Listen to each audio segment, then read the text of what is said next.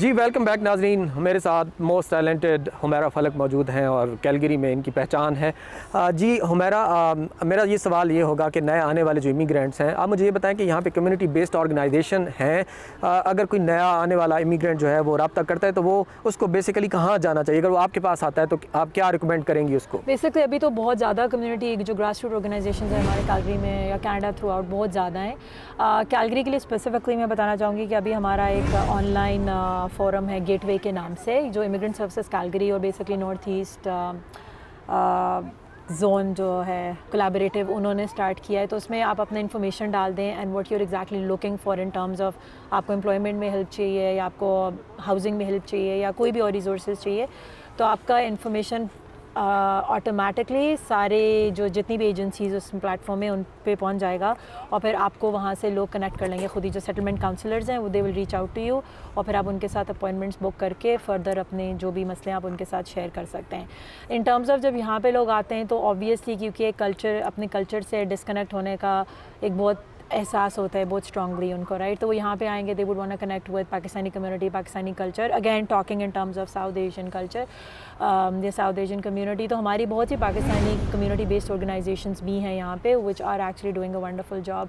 लेकिन उसमें भी फिर ये है कि यूँ आपको अपना थोड़ा सा प्रोएक्टिवली थोड़ा होमवर्क कर लें कि आपको किस बंदे के साथ उनमें भी कनेक्ट करना है जो कि आपको फर्दर बेहतर गाइड कर दे, ना कि आप फिर सर्कल्स में घूमते रहें और आपको समझ नहीं आए कि सिस्टम को कैसे नेविगेट करना है। So this I think in terms of कि अगर आप खुद आके पहले थोड़ा सा होमवर्क करके आएँ यहाँ पे आने से पहले, और यहाँ पे आके आप किसी भी जैसे हमारे पास सेंटर फॉर न्यू कमर्स है, इमिग्रेंट सर्विसेज कैलगरी है, टाइज है, हमारी अपनी एक्शन यूनिटी है, सीवा है, देयर सो मेनी एक्चुअली। आप जितनी भी बड़ी सेटलमेंट एजेंसीज इनमें से किसी से भी कांटेक्ट कर लें तो वो they will guide you for sure. मेरा इस बात को आगे बढ़ाते हैं। मैं पाकिस्तान का एक एक्सपीरियंस में भी आई एम रॉन्ग। मैंने पाकिस्तान में तो देखा है कि हर इदारे में आपको इन्फ्लुएंस और सिफारिश की ज़रूरत पड़ती है। क्या इस कल्चर में भी ये वाली चीज़ पाई जाती है अगर आपको जॉब लेनी है? Definitely reference help, I wouldn't say सिफारिश बट रेफरेंस हेल्प करता है। तो अगर आप किसी का रेफरेंस आपके पास हो, that will always help you in getting इसको इन अदर वर्ड है सिफारिश ही बोलेंगे। सिफारिश यानी हर जगह पे सिफारिश, कॉन्टैक्ट्स और आपकी नेटवर्किंग अगर अच्छी है तो आपको जॉब मिलने के चांसेस भी ज़्यादा। अच्छा, एक और फैक्टर मैंने यहाँ पे मुझे 3 सालों में मैंने देखा है कि पाकिस्तानी कम्युनिटी जो है स्पेशली जो है वो कहीं मुझे कोई प्रोमिनेंट सीट्स पे नज़र नहीं आया सिवाय आपके कि आप एक बहुत ही अच्छी ऑर्गेनाइजेशन में काम करते हैं, पॉलिटिक्स में भी इन्वॉल्व हैं। बाकी कोई मुझे कोई लोग अपनी कम्युनिटी के लोग किसी हायर पोस्ट पे नज़र नहीं आया। क्या मेरा ये मेरी बात ये ठीक है? एक्चुअली अमन भाई हैं, लेकिन आपकी बात ठीक है, बहुत कम है। हमारे आपको पता है लेजिस्लेचर में भी हैं, ऐसी बात नहीं है। अभी हमारे 2 sitting MLAs I think Pakistan के ही हैं। लड़कियाँ आप कह लें, औरतें ख़ासतौर पर ज़्यादा नॉन प्रॉफिट सेक्टर में हैं ये। लेकिन ये खाली पाकिस्तान का प्रॉब्लम नहीं है, ये हमारे पूरा जो इमिग्रेंट पॉपुलेशन है ये सबका प्रॉब्लम है। मेरे पास एग्जैक्टली अभी स्टैट्स नहीं है, लेकिन actually according to the stats हमारी जो इमिग्रेंट पॉपुलेशन है वो उनके बहुत कम, लाइक अगर आप कह लें अप्रॉक्सीमेट भी मैं कहूँ तो 5% भी ऐसे लोग नहीं हैं जो बहुत टॉप उस पर गए हों। उसका रीज़न ये है कि हम एक तो वो ये कहते हैं क्योंकि हमारे मेंटोर्स नहीं है हमारे पास, हमारी कम्युनिटीज़ के मेंटोर्स नहीं हैं जिन्होंने वो लेवल अचीव किया हो। I think it's very true for Pakistani community specially. इसलिए हम उनको फॉलो नहीं, अगर हमारे को रोल मॉडल नहीं है तो हमने फॉलो किसको करना है, राइट। अगेन फिर दूसरा हमारे वही आ जाता है जब आप स्टार्ट में आके आप उससे क्या आप जब स्टक हो गए और जॉब्स के अंदर या ऐसी जॉब में जो सिर्फ आपको है कि हमने अपने बच्चों के like we need to put food on the table, right. तो उसके अंदर फिर आप ग्रो करना भी बंद कर देते हैं। तो बहुत से लोग ऐसे मैंने देखा है वो स्टूडेंट लोन से बहुत डरते हैं, उनको अगर यूनिवर्सिटी कॉलेज चले जाएंगे तो वो बहुत ज़्यादा डेट उन पे हो जाता है। उस चक्कर में भी वो लोग फिर नहीं आगे बढ़ते नहीं। तो जो अनलेस एंड अनटिल आप आगे अपने आप को थोड़ा पढ़ाई करें, अपने स्किल्स अपग्रेड करें, फिर बहुत कम आपके चांस बहुत कम है अगर आप नहीं करेंगे ऊपर जाने का लिए, राइट। तो थोड़ा सा just I would say just come out of your like step outside your comfort zone. तो उससे होता है it always helps. And also एक और भी चीज़ है कि बहुत से लोग आके अपने लोगों के इर्द गिर्द ही रहना चाहते हैं। उनको अगैन उनको मैं गलत तो नहीं कहूँगी but there is a fear of the unknown कि हम दूसरे लोगों के साथ मिक्स नहीं होना चाहते, इंटरमिंगल नहीं करना चाहते because of we have fear हमारे कल्चरल वैल्यूज़ का। तो उसकी वजह से भी ये होता है कि बहुत से लोग जो हैं वो क्योंकि उस बॉक्स में पूरी ज़िंदगी रह जाते हैं तो वो फिर इतनी प्रोमिनेंट पोजीशंस पे पहुंच नहीं पाते हैं क्योंकि आप अपॉर्चुनिटीज़ को मिस आउट कर रहे हैं। अच्छा हमारा आपके इदारे की अगर बात करें एक्शन एंड डिग्निटी, की, जी, जी। नए आने वाले जो इमिग्रेंट्स हैं कैलगरी में, अगर उनको कोई जेंडर बेस्ड वायलेंस का प्रॉब्लम हो, कोई ऐसा प्रॉब्लम हो, तो आप उनकी कैसे हेल्प करते हैं ताकि नाज़रीन को पता चले कि वो आपसे कैसे रब्ता करें? हमारा पहले बात तो ये कि जो हमारी ऑर्गेनाइजेशन है it's very unique in the sense कि हम लोग डायरेक्ट सर्विस नहीं प्रोवाइड करते हैं। तो हम लोग बेसिकली जो दूसरी नॉन प्रॉफिट्स हैं, जो ग्रास रूट ऑर्गेनाइजेशंस हैं, हम लोग इनकी ट्रेनिंग करते हैं, इनको एम्पावर करते हैं around anti racism, gender based violence, mental health, जो हमारी एथनो कल्चरल कम्युनिटीज़ को जो इश्यूज़ फेस करते हैं, जैसे मेंटल हेल्थ का इशू हो गया, अगेन एम्प्लॉयमेंट का इशू हो गया, वो सारे हम उनके जो स्किल्स हैं उनको बेसिकली बिल्ड करते हैं या एम्पावर करते हैं। तो इसलिए अगर जैसे हमारे पास कोई आएगा, और मेरा तो बहुत ज़्यादा काम प्रिवेंशन पे है, इंटरवेंशन पे है भी नहीं, क्योंकि there are so many agencies जो मेन स्ट्रीम सर्विस प्रोवाइडर्स हैं जो इंटरवेंशन पे काम कर रही हैं।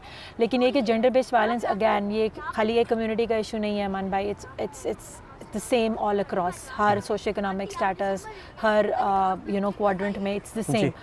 तो अगर इस तरह की सिचुएशन हो तो यही बात है कि अगैन आपकी जो जो सेटलमेंट ऑर्गेनाइजेशन है, इसमें काउंसलर्स बैठे हैं, इनका पूरा एक जेंडर बेस्ड वायलेंस या डोमेस्टिक वायलेंस का एक पूरा वो डिपार्टमेंट है। तो आप उधर चले जाएं, उनसे कांटेक्ट कर लें। और इसका मतलब ये नहीं है कि आपने पहले स्टेज पे आपने डिवोर्स कर लेना है, ये नहीं है। अगर आपको वैसे कोई इशू आ रहा है, आप काउंसलिंग के लिए जाना चाहते हैं, आप काउंसलिंग के लिए चले जाएं। इट डिपेंड्स ऑन कि आप क्या चाहते हैं इस सिचुएशन से, तो उसको आपको उसी के अकॉर्डिंगली हेल्प मिलेगी। यहाँ पे बहुत ज़्यादा मिसकंसेप्शन ये है कि अगर आपने कोई केस रिपोर्ट कर दिया या आप प्रोफेशनल्स के पास चले गए तो इसका मतलब है कि आपको डिवोर्स करना पड़ेगा। ऐसा नहीं है, वो भी समझते हैं, हमारा कल्चर भी जैसा है कि we would never encourage that, we would actually want people to however they want to make their marriages work, we just want to support them along those lines. तो उसके लिए ये है कि अगैन जैसे सेटलमेंट एजेंसीज़ हैं, हर जगह एक डिपार्टमेंट है, एक स्पेशलाइज्ड डोमेस्टिक वायलेंस एजेंसीज़ भी हैं, वो उधर भी आपको रेफ़र किया जा सकता है। So depending on how you want to access her. अच्छा हुमैरा, पिछले दिनों इकोनॉमिस्ट के सर्वे के मुताबिक जो कैलगरी है, कनाडा का ये खूबसूरत सिटी, दुनिया में लिवेबल सिटीज़ में तीसरे नंबर पे है। ये बड़ी एजाज़ की बात है। क्या हमारा निज़ाम वाकई ऐसा है जो कि इकोनॉमिस्ट के सर्वे के मुताबिक तीसरे नंबर पे है? वाकई हम ऐसे ही हैं? अगर आप देखा जाए तो अगर आप क्लाइमेट ही देख लें, राइट, तो हमारा जो हमें पाकिस्तान में या हमारे अपने कंट्रीज़ में जो प्रॉब्लम्स है पोल्यूशन के, वो यहाँ पे नहीं है। आप you can totally breathe in जी बिल्कुल टोटल फ्रेश एयर, और you can see the skyline. अभी भी आप देखें, ये आपको लाहौर में नहीं नज़र नहीं आएगी। आई लव लाहौर दो, बट स्टिल तो ये चीज़ें तो हैं यहाँ पे। दूसरा आप देखें कि फ्री यूनिवर्स, ये जो हेल्थ केयर है हमारा, हम लोगों को we don't have to pay when we go to doctors और हमारा हेल्थ इश्यूज़ कोई हो जाए। सेम अगर बच्चे हमारे पब्लिक स्कूल्स में, हमें उनकी फ़ीस नहीं देनी पड़ती, बहुत ही मिनिमल फ़ीस है, ना होने के बराबर है, राइट। इस तरह अगर आपकी इनकम थोड़ी अगर आप लो इनकम में आते हैं तो there so many other things that you get from the government in terms of आपको कैलगरी ट्रांजिट का लो इनकम बस पास मिलता है, आपका ऑलमोस्ट वर्चुअली फ्री है बस और ट्रेन की राइड्स के लिए। फिर आपको कैलगरी हाउसिंग मिलती है, उसका भी रेंट ना होने के बराबर हो जाता है, राइट। तो फिर आपको रिक्रिएशनल फैसिलिटीज़ जैसे स्विमिंग लेसन्स, वो सब चीज़ें, फिर आप ब्लू क्रॉस के थ्रू आपकी इंश्योरेंस भी आप देख लें, आपको दवाइयाँ भी फ्री हो जाती हैं, राइट। तो इस तरह फ़ायदे तो बहुत ज़्यादा हैं। फिर ये भी कि they want to make sure कि हर बच्चा जो है उसको इक्विटेबल अपॉर्चुनिटीज़ मिले, चाहे वो पढ़ाई में, चाहे वो को करिकुलर एक्टिविटीज़ हैं। तो उस तरह जो स्विमिंग क्लासेस हो गए या जिमनास्टिक्स हो गया या जो भी स्पोर्ट्स हैं, अगर आपकी इनकम सर्टन थ्रेशोल्ड लेवल से नीचे है तो उसके लिए भी आपको सब्सिडीज़ मिलती हैं।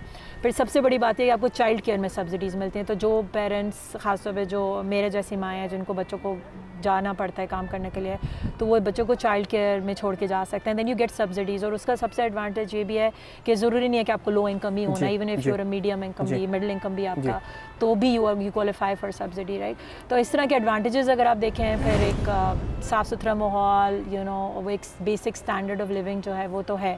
तो उस लिहाज से तो obviously it's a beautiful city to live in, beautiful country to come to as well.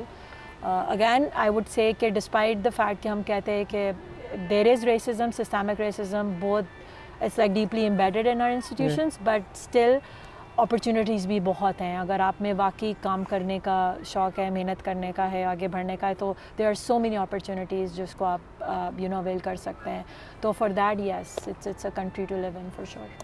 नाज़रीन, इसकी सबसे बड़ी मिसाल हुमैरा फलक मेरे सामने है। इन्होंने बहुत ग्रो किया है इस सोसाइटी में रहते हुए। इन्होंने तमाम तर इस कैलगरी में अपना नाम बनाया, उसकी पॉलिटिक्स में इन्वॉल्व हुई, इसकी एक बहुत बड़ी ऑर्गेनाइजेशन में काम करती है, मुख्तलिफ ऑर्गेनाइजेशन में बहुत ज़्यादा सोसाइटी के लिए काम करती हैं और अपनी हमारी पाकिस्तानी कम्युनिटी और साउथ एशियन कम्युनिटी के लिए काम करती हैं। नाज़रीन, हमारी इस गुफ्तगू का मकसद जो आने वाले नए इमिग्रेंट्स हैं उनको इनकरेज करना है कि अगर आप कनाडा आते हैं, कैलगरी आते हैं, तो यहाँ पे आपको इक्वल अपॉर्चुनिटी मिलेगी। आपको किसी किस्म की परेशानी और तकलीफ़ का अगर सामना करना पड़ेगा तो इन जैसे इदारे हैं जहाँ पे आपको प्रोटेक्शन भी मिलेगी। हमारी गुफ्तगू का सिलसिला जारी रहेगा और ये एपिसोड आइंदा भी हम आपको दिखाते रहेंगे। नए आने वाले इमिग्रेंट्स के लिए हम बहुत दिलचस्प गुफ्तगू आगे भी लाने वाले हैं। आपका बहुत शुक्रिया। अल्लाह हाफ़िज़।